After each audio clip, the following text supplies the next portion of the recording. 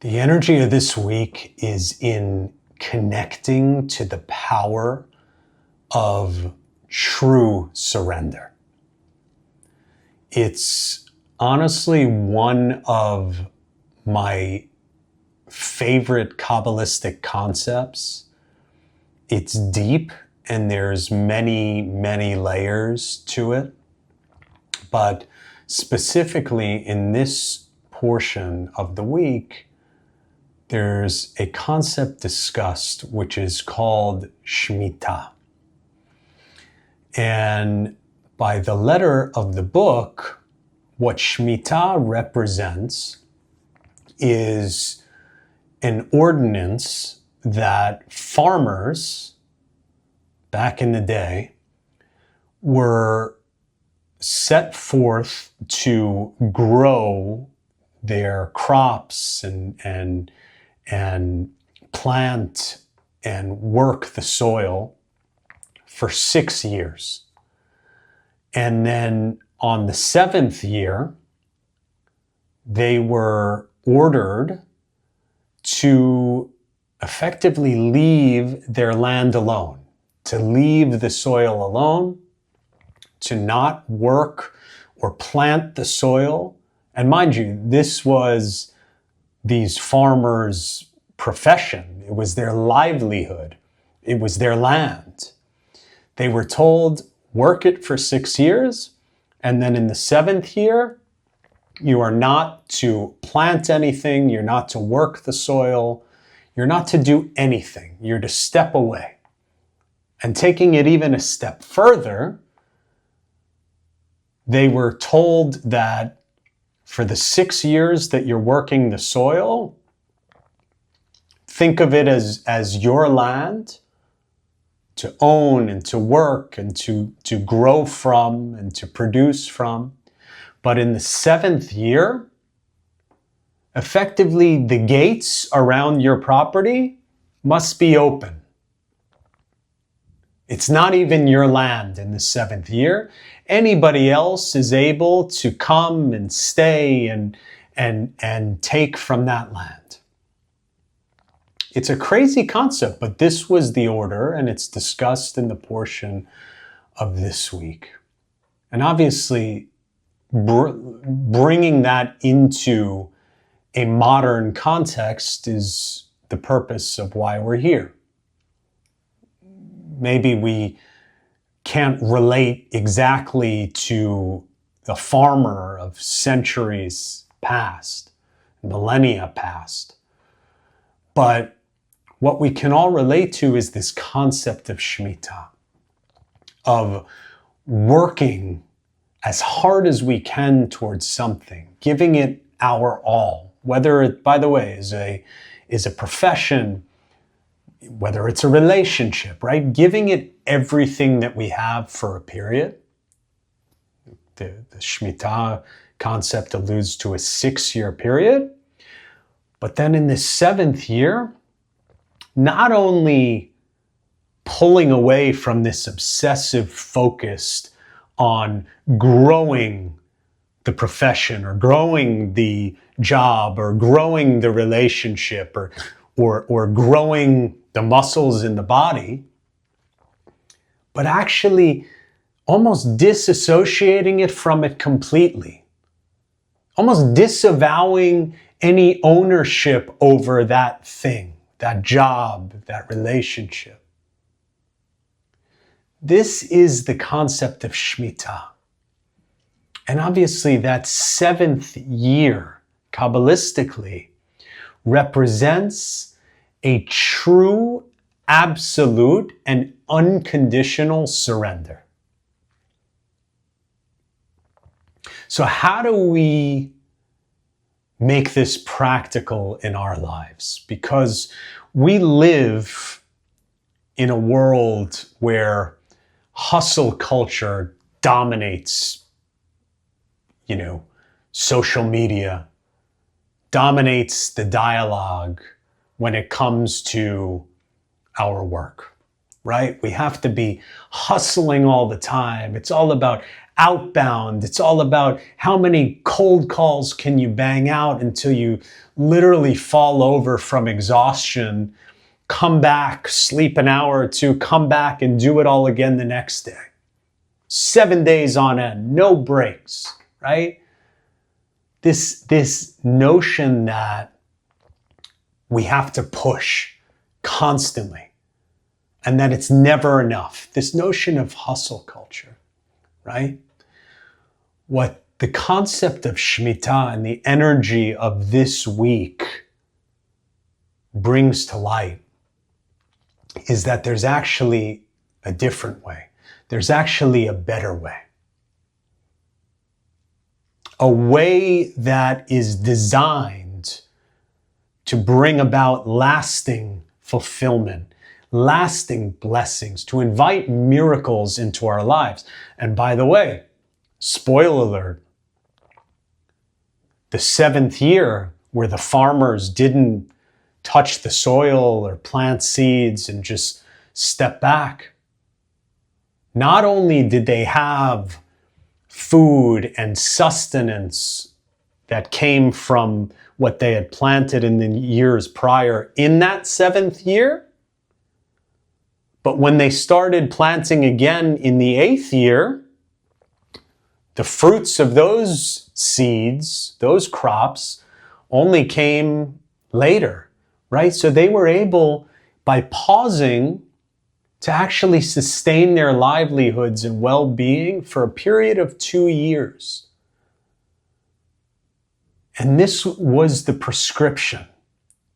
And this is the truth behind surrender, which is we can put in the work. We can hustle.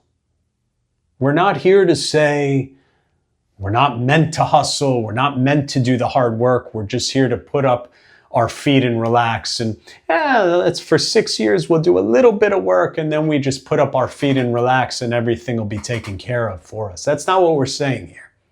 We're saying we give effort. We give all of ourselves towards that which we feel is aligned with what we're meant to be doing. But 1/7 of the time, we have to step away. And not only step away, but completely surrender any sense of control over the profession, control over the relationship, and give it to the light. This is the concept of Shmitah, and this is the energy that's being awakened within us this week. We can do the work, we can make the effort, but we have to, in this context, 1/7 of the time, we have to be able to remove ourselves, to disassociate from that with what we're doing. And by disassociating, by surrendering, we're not giving up. We're creating space for the light to do its thing. If we're all hustle all the time, no breaks, never, where does the light have the ability to come into the picture and to manifest the miracle? If we're in full control and we want to be in full control of everything all of the time, how can we expect a miracle? The miracle can only enter the picture when we make space for it. If we rationally think that we can always understand how 1 + 1 = 2, and we're always in that mindset of rationality and logic, always, we can't expect miracles. There's no room. There's no space. That is the concept of Shmitah. That is the energy and the opportunity of this week, where we're proactively, not reactively giving up or retreating, but proactively saying, I am going to step away from this thing that I care so much about, that I'm giving so much of myself towards, I'm going to proactively step away, because by stepping away, it's the only way that I can create any space for the light to come in and work its magic. That is our work this week. You know, I saw something on social media, a post this week, that related really well to the energy and the opportunity of this week. And it had something to do with exercise, right? Which is, again, very similar to the concept around hustle culture, which is that in order to reach your fitness goals, the paradox is the majority of the time, you're not reaching those goals, not because you're not working out hard enough or often enough, but typically because you're not recovering enough. You're not proactively engaging in some form of active, engaged recovery. And so that's the message of this week. It's in order to generate the outcome that we are here and that we're meant to generate in our lives, in any area of life, whether it's fitness and physique and health, whether it's business and work, whether it's in our relationships with our spouses, with our boyfriends, our girlfriends, with our families, with our parents, in order to generate the optimized, eternal version of that thing, we can't incessantly obsess over it. We can't incessantly work on it and work towards it.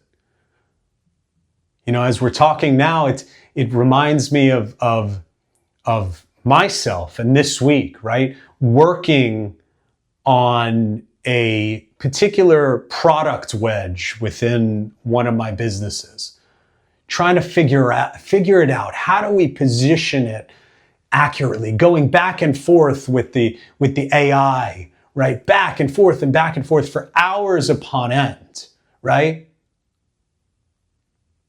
And by doing that, just obsessively over and over and over, at some point you realize, wow, I'm actually getting to a point of diminishing returns. Where I was 8 hours ago is actually far stronger a position than where I am now. And I've just spent 8 hours obsessing and churning and grinding this opportunity to shreds. And that's the opportunity of this week. We do the work, we put in the effort, but we know when to step away.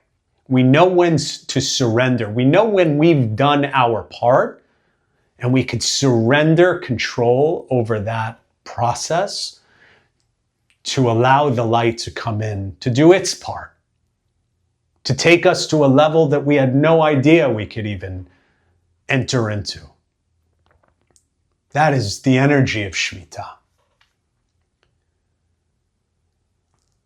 There's a very practical way that our teachers have taught us to engage in the energy of this week and the opportunity of this week. And that is, at a bare minimum, obviously the concept of Shmitah talks about this 1/7 concept, right? So 1 out of every 7 days, we're taking a total break. 1 out of every 7 hours, 1 out of every 7 minutes, right? Just keep boiling it down. That's the energy of Shmitah. But at a bare minimum, what can we do this week? What can we focus on this week to engage in the energy and the opportunity that is before us? Because we're going to feel the compulsion this week. I feel it. We're going to feel the pull to obsess over something this week. A obsess over this relationship issue, obsess over this disagreement that we have with this person or that person, and how do I solve it? Obsess over a product wedge at work, right? We're going to feel that pull. Our teachers instruct us at minimum 3 times a day. 3 times a day. Let's say morning, first thing when you wake up, the middle of the day, which is the hardest. We'll come back to that in a second. And at night, just before you go to bed.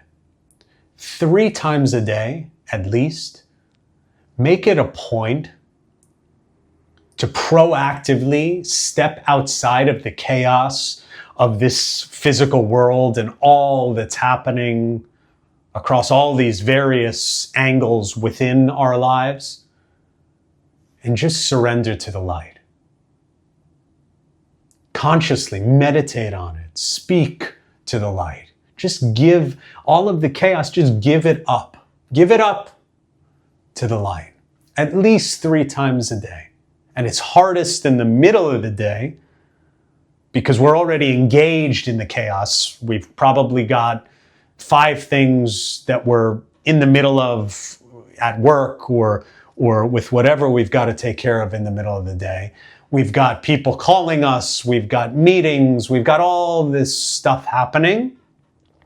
That is the time that we want to be proactive, especially in this week, about stepping away for 30 minutes. Go step away. Meditate, connect. Give away the problems and the issues. Give them away to the light. Allow the light into the picture to do its thing. This is the opportunity of this week. This is the energy of this week. A true, miraculous, and proactive form of surrender that enables us to actually start calling in miracles and things that defy logic into our lives. We've got to create the space for it. We've got to be proactive about it. We've got to engage, making space for the light in our lives.